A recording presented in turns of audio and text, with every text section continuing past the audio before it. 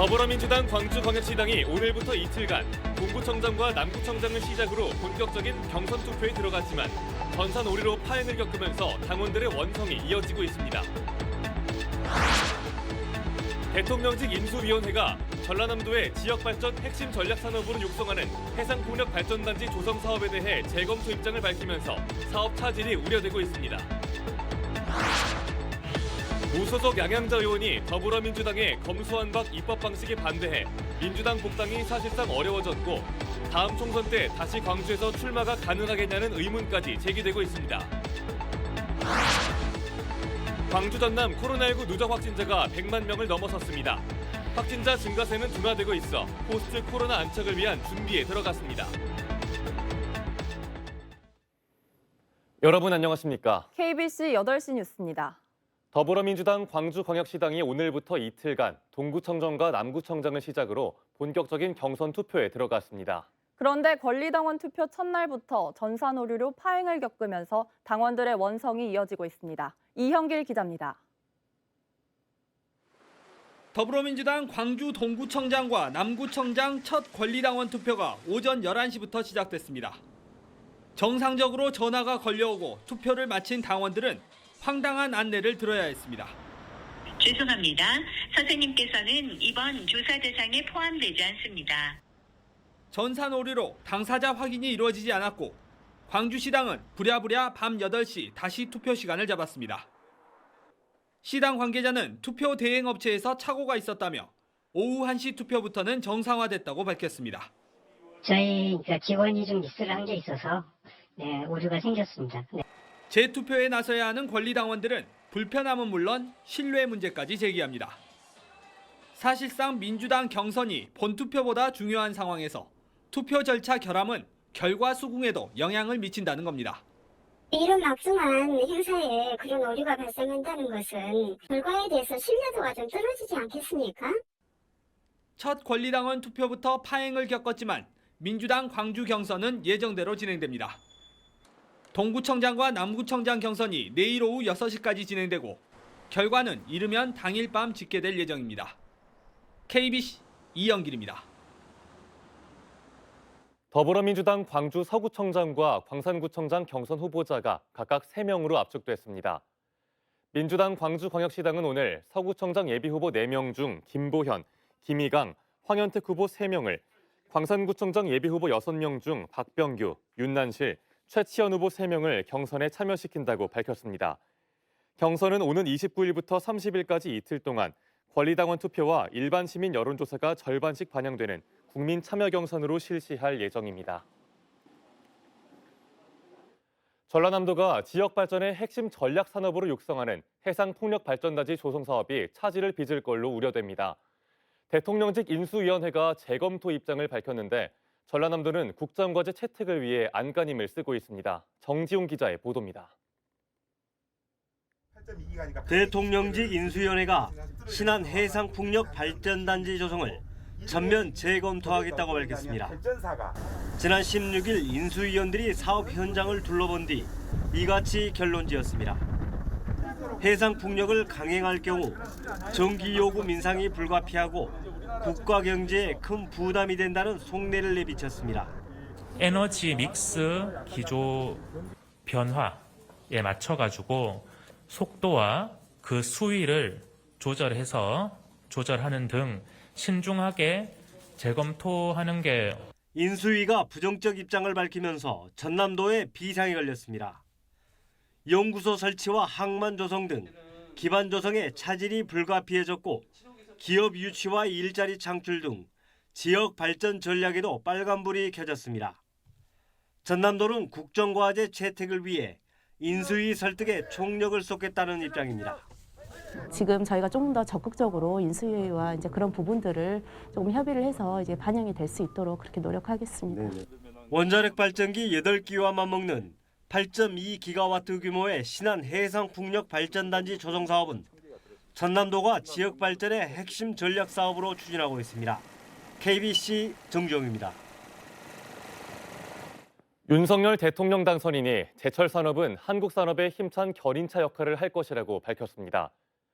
윤석열 당선인은 오늘 오후 포스코 광양제철소를 찾은 자리에서 포스코가 대한민국 산업발전의 주축이 돼왔고 4차 산업혁명과 탄소 중립을 제철이 함께 실현해 나갈 걸로 믿고 기대한다며 이같이 말했습니다.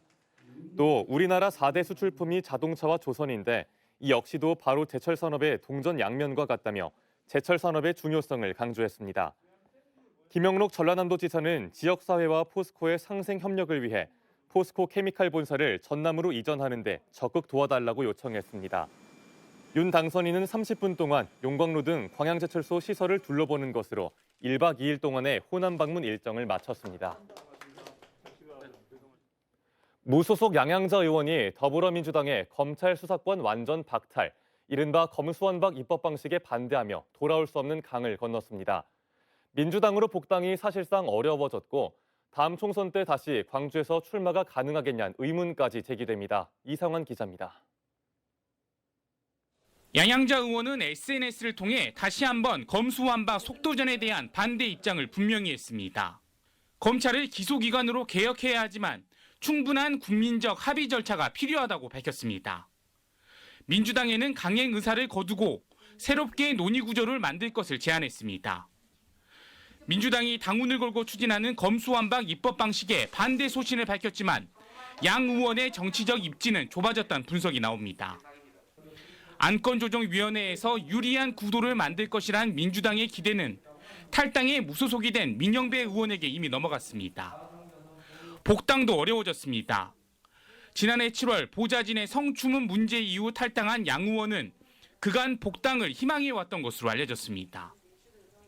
이번 사태로 광주에서의 정치 생명이 끝난 것 아니냐는 거친 평가까지 나오고 있습니다. 2016년 당시 문재인 민주당 대표의 인재 영입으로 정치권에 발을 들인 양양자 의원이 정치인으로서 최대 위기를 맞았습니다. KBC 이상환입니다. 더불어민주당 광주광역시장 경선 심사에서 탈락한 김혜경 남부대 교수가 이용섭 예비후보 지지를 선언했습니다.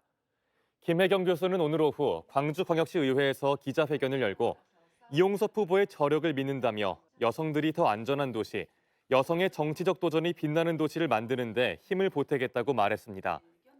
앞서 경선에서 탈락한 정준호 변호사도 이용섭 예비후보 지지 선언에 나서 공동선대위원장으로 캠프에 합류했습니다. 김종식 목포시장이 오는 6월 지방선거 재선 도전을 공식 선언했습니다. 김종식 시장은 중단 없는 목포 발전을 제 인생의 마지막 사명이자 소명으로 여기고 위대한 목포 건설을 완성하고 싶다며 재선 도전 의지를 드러냈습니다. 이어 신성장 동력산업 육성과 1,500만 글로벌 관광 도시로 나아가는데 열정을 쏟아붓겠다고 말했습니다. 이정훈 전 무안군 의장이 6월 지방선거에서 군수 출마를 선언했습니다. 이정훈 전 의장은 무안군 의회에서 기자회견을 갖고 22년 공직 생활과 지방의원 8년 경험을 토대로 발전 잠재력이 풍부한 무안의 미래를 위해 열정을 쏟아붓겠다며 출사표를 던졌습니다. 이 전 의장은 분청사기 등을 위한 역사박물관 건립 등 무안 발전 6대 핵심 공약을 내놨습니다.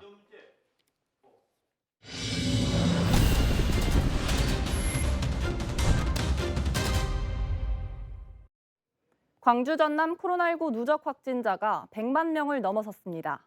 시도민 3명 중 1명꼴로 감염된 건데요. 확진자 증가세가 둔화되고 있는 만큼 광주광역시와 전라남도는 포스트 코로나 안착을 위한 준비에 들어갔습니다. 정희진 기자입니다. 광주에서 처음으로 코로나19 확진자가 나온 건 지난 2020년 2월 3일. 사흘 뒤 전남에서도 첫 확진자가 발생했습니다. 이후 2년 가까이 수십 명에서 100명대의 일일 확진자 수를 기록해왔던 광주와 전남. 하지만 올해 초 오미크론 변이 유행으로 감염자 수가 급증하면서 지난 3월 들어 연일 10,000명이 넘는 확진자가 쏟아졌습니다. 지난달 14일엔 처음으로 일일 감염자 수가 2만 명을 돌파했고 같은 달 29일엔 29,763명이 감염되면서 일일 최다 확진을 기록했습니다. 오미크론 변이가 정점을 찍은 이후 증가세는 둔화됐지만 여전히 일일 확진자 수는 4자릿수를 이어가고 있습니다. 오늘 0시 기준으로 광주 전남의 누적 확진자는 100만 명을 넘어섰습니다. 시도민 3명 중 1명꼴로 감염된 겁니다.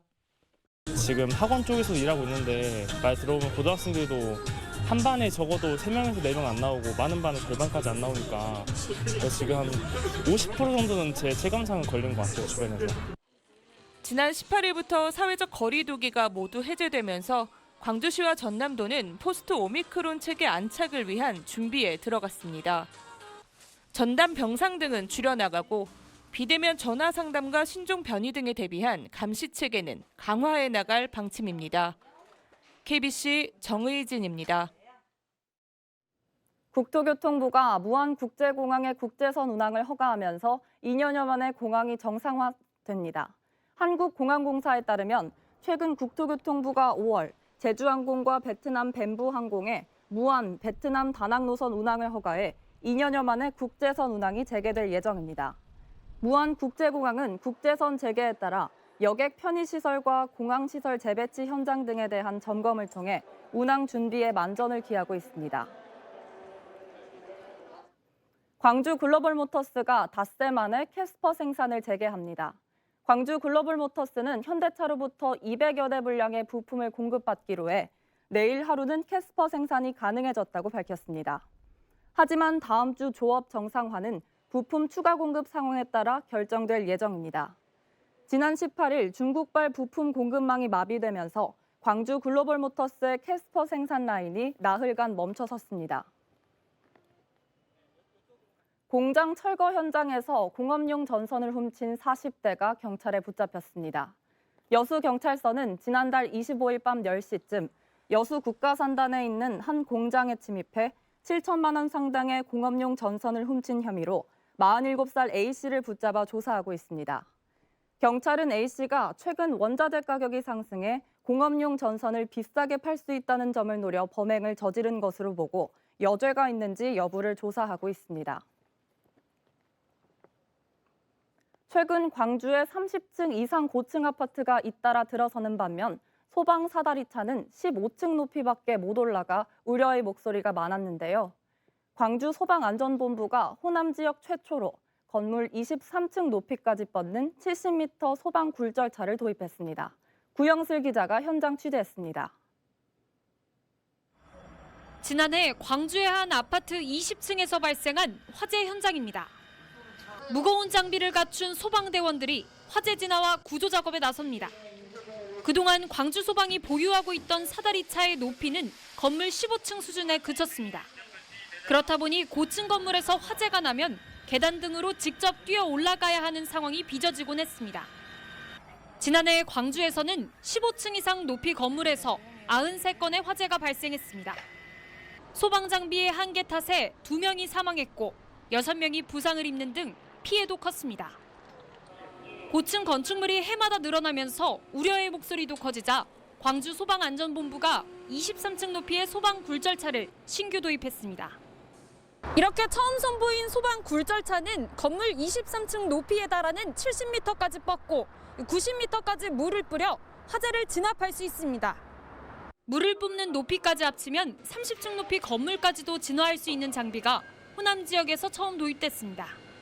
기존 사다리차보다도 월등히 높이 위치까지도 도달할 수가 있기 때문에 고층 건축물을 많이 생기는 이 시점에서 우리 광주 소방이 대응할 수 있는 최고의 차량이라고 생각됩니다. 전보다는 수월하게 작동이 가능하다고 볼 수 있습니다.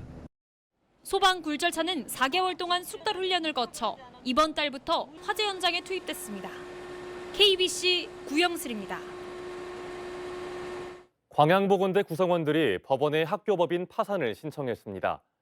광양보건대 교수협의회는 오늘 성명서를 내고 학생과 교직원에게 더 이상의 피해가 발생하지 않도록 법원에 양남학원 법인 파산 신청서를 제출했고 교육부에는 광양보건대 폐교 요청서를 제출했다고 밝혔습니다. 이들은 올해 신입생이 33명에 불과해 인건비는 물론 대학 운영비조차 감당하기 어렵고 체불 임금과 지연이자가 108억 원에 달한다고 파산 신청 배경을 설명했습니다. 내년에 열리는 제14회 광주 비엔날레 주제가 물처럼 부드럽고 여리게로 확정됐습니다. 광주 비엔날레는 어제 이탈리아 베니스 해외 홍보 설명회에서 도덕경 78장 유야거수를 차용한 주제 물처럼 부드럽고 여리게를 확정해 발표했습니다. 제14회 광주 비엔날레는 내년 4월 7일부터 7월 9일까지 94일 동안 광주 비엔날레 전시관 등지에서 개최됩니다. 여수 이순신 마리나 위탁업체 선정을 놓고 탈락업체들이 반발하면서 또다시 논란이 일고 있습니다.